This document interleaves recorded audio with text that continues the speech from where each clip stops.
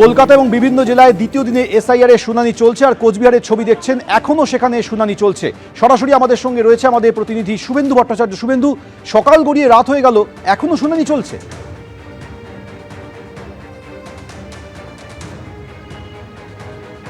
দেখো, একদমই এখনও শুনানি চলছে এবং এখনও পর্যন্ত সকাল 11টায় যারা এসেছিলেন তাদের মধ্যে অনেকেই কিন্তু এখানে অপেক্ষা করছেন, লাইন দিয়ে দাঁড়িয়ে রয়েছেন। তারা কতক্ষণে তাদের শুনানি শেষ হবে, অনেকেই কেউ কেউ সকাল 11টা, কেউ 12টা, কেউ বা দুপুর 2টো থেকে এখানে অপেক্ষা করছেন তাদের কতক্ষণে শুনানি হবে। ইতিমধ্যে শুনানি কিন্তু এখনও চলছে, তবে কী কারণে এই শুনানির দেরি সেটা কিন্তু স্পষ্ট নয়, প্রশাসনের পক্ষ থেকে সেটা জানানো হচ্ছে না।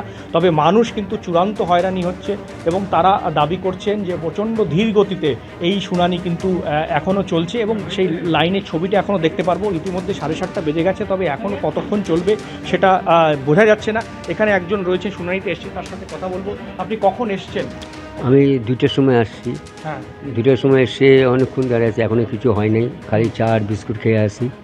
হ্যাঁ, এখনও আমার এই কাজ এখনও আসেনি, এখনও বসে আছি। মানে এখান থেকে জলের, প্রশাসন থেকে জল টলের ব্যবস্থা করা হয়েছে? হলে বাইরে আছে, এখানে সামনে নাই। এই হচ্ছে। এই যে আপনাকে জিজ্ঞেস করো, আপনি কোথায়, আপনি কার জন্য এসেছেন বা কী সমস্যা? আমি এসে আর মেয়ের জন্য। হ্যাঁ, কখন এসেছেন? আমি দ্রুত সময় এসেছি। কী অবস্থা দেখছেন এখন? দেখি ভিড় চলছে এখন, যখন ডাকবে তখন যাবো।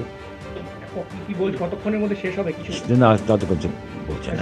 এখানকার যারা সাধারণ যারা মানুষ রয়েছেন, যারা এই হিয়ারিং এসেছেন, তারা কিন্তু এখনো বলতে পারছেন না যে কতক্ষণ। একজন মহিলা রয়েছে আমার সঙ্গে। সরকারি কাজ সম্মুখ গতিতে চলে, সম্মুখ গতিতেই চলছে। কবে যে শেষ হবে, কখন শেষ হবে জানি না। অসম্ভব ধৈর্যের পরীক্ষা আমরা দিচ্ছি। আরো কতক্ষণ দিতে হবে জানি না। 2টোর সময় এসছি। 2টো থেকে এখানে। হ্যাঁ, এই ঠান্ডাটার মধ্যে এতক্ষণ বাইরে ছিলাম, এইবার একটু ভেতরে এসছি। একদমই, কেউ কেউ 2টোর সময় এসছে। কিছুক্ষণ আগে একজনের সাথে কথা হলো, তিনি 12টার সময় এসেছেন। এত স্বাভাবিকভাবে এই যে এত দেরি কেন, সেই প্রশ্ন কিন্তু উঠছে।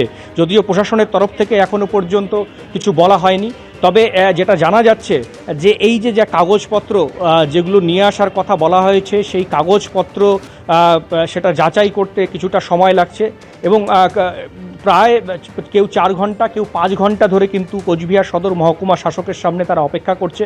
গতকালও শুনানি হয়েছে এবং আজকে যেটা দেখা যাচ্ছে যে একটি টেবিলে কিন্তু একাধিক বুথের এই শুনানি চলছে, যার ফলেই এতটা দেরি হচ্ছে, এমনটাই কিন্তু মনে করছেন সাধারণ মানুষ। সব মিলিয়ে এই ঘটনাকে কেন্দ্র করে কিন্তু ক্ষোভ ছড়িয়েছে এখানকার স্থানীয় ভোটারদের মধ্যে যারা শুনানিতে এসেছে।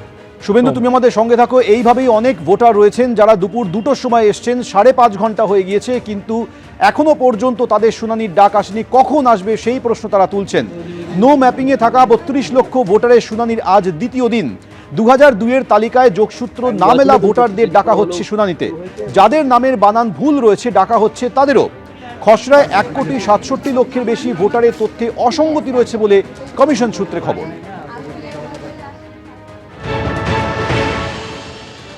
কতক্ষণ থেকে বসে আছেন? 11টা থেকে বসে আছি।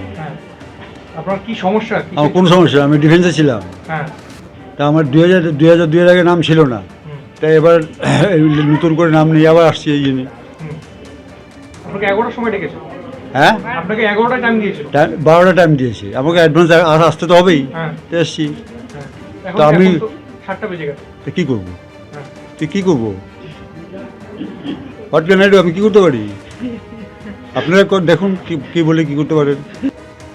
এসআইআর আবহে বিস্ফোরক মন্তব্য করলেন তৃণমূল সাংসদ সৌগত রায়। তিনি বলছেন, বাংলাদেশিরাও মমতা বন্দ্যোপাধ্যায়ের প্রতি ভরসা রাখেন। কেন্দ্রীয় মন্ত্রী গিরিরাজ সিংয়ের আক্রমণের জবাব দিতে গিয়ে এই বিস্ফোরক মন্তব্য করেন সৌগত রায়। পশ্চিমবঙ্গের মুখ্যমন্ত্রী মমতা বন্দ্যোপাধ্যায়ের উপর বাংলাদেশের মানুষেরও ভরসা রয়েছে। 3rd ক্লাস লোক, তার জন্যই আমরা 100 দিনের প্রকল্পের টাকা পাইনি। আক্রমণ তৃণমূল সাংসদের।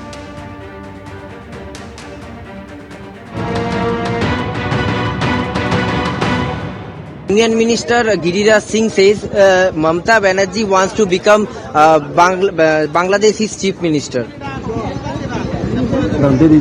What थर्ड क्लास आदमी है, उन्हीं के लिए हमारा NREGA का पैसा नहीं मिला। ममता बनर्जी पश्चिम बंगाल का चीफ मिनिस्टर है, लेकिन बांग्लादेश के लोग भी उन पर भरोसा करते हैं कि वो बचाएंगे माइनॉरिटीज। सर, शुभेंदु अधिकारी कह रहे हैं कि ममता बनर्जी और 4 महीने के लिए मुख्यमंत्री है।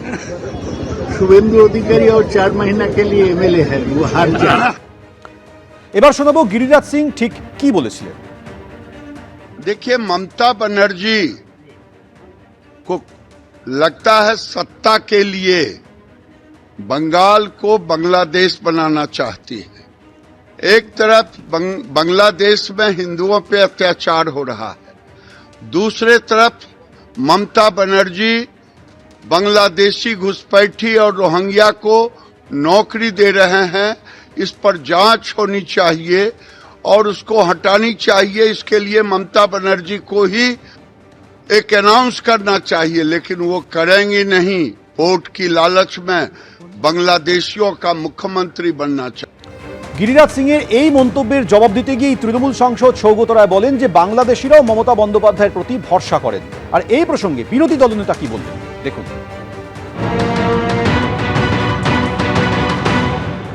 বাংলাদেশে যারা বসবাস করেন মানে বাংলাদেশিরা কোন বাংলাদেশ?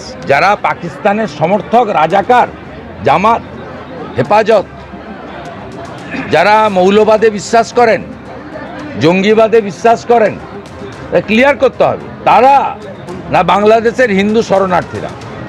আমার মনে হয় সৌগতবাবু বলতে চেয়েছেন দীপু দাসকে যারা পুড়িয়ে মেরেছে তারা সকলে মমতা ব্যানার্জিকে ভালোবাসেন, এটা উজ্জ্বল রেখেছেন।